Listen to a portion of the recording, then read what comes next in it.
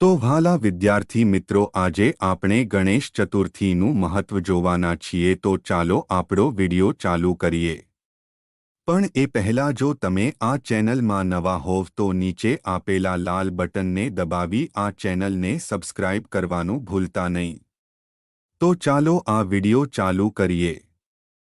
ગણેશ ચતુર્થી ભારતના સૌથી પ્રિય તહેવારોમાંનો એક છે। આ તહેવાર ભગવાન ગણેશજીના જન્મદિવસની ઉજવણી છે, જેમને વિઘ્નહર્તા તરીકે ઓળખવામાં આવે છે।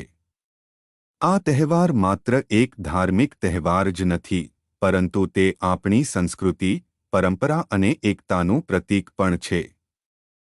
ગણેશજીનું મહત્વ। વિઘ્નહર્તા। ગણેશજીને વિઘ્નહર્તા માનવામાં આવે છે, એટલે કે તેઓ દરેક કાર્યમાં આવતી અડચણો દૂર કરે છે અને સફળતા અપાવે છે। બુદ્ધિના દેવતા। ગણેશજીને બુદ્ધિના દેવતા પણ માનવામાં આવે છે। વિદ્યાર્થીઓ તેમની પૂજા કરીને બુદ્ધિ અને સફળતા પ્રાપ્ત કરે છે। સુખ અને સમૃદ્ધિ। ગણેશજી સુખ, સમૃદ્ધિ અને સમૃદ્ધિના દેવતા પણ છે। લોકો તેમની પૂજા કરીને સુખી જીવન જીવવાની કામના કરે છે।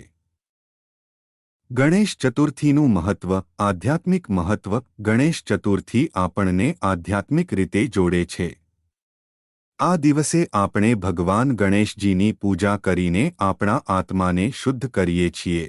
સામાજિક મહત્વ। ગણેશ ચતુર્થી આપણને સામાજિક રીતે જોડે છે। આ દિવસે લોકો મિત્રો અને પરિવારજનો સાથે મળીને ઉજવણી કરે છે। સાંસ્કૃતિક મહત્વ। ગણેશ ચતુર્થી આપણી સંસ્કૃતિ અને પરંપરાનું પ્રતીક છે। આ તહેવાર દ્વારા આપણી સંસ્કૃતિની જાળવણી થાય છે। રાષ્ટ્રીય એકતા। ગણેશ ચતુર્થી આપણને રાષ્ટ્રીય એકતાના સૂત્રમાં બાંધે છે। આ તહેવાર દેશના દરેક ખૂણે ઉજવવામાં આવે છે।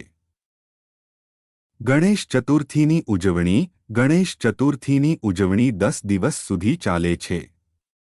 આ દિવસોમાં લોકો ગણેશજીની મૂર્તિ સ્થાપિત કરે છે, તેમની પૂજા કરે છે અને અંતે મૂર્તિનું વિસર્જન કરે છે।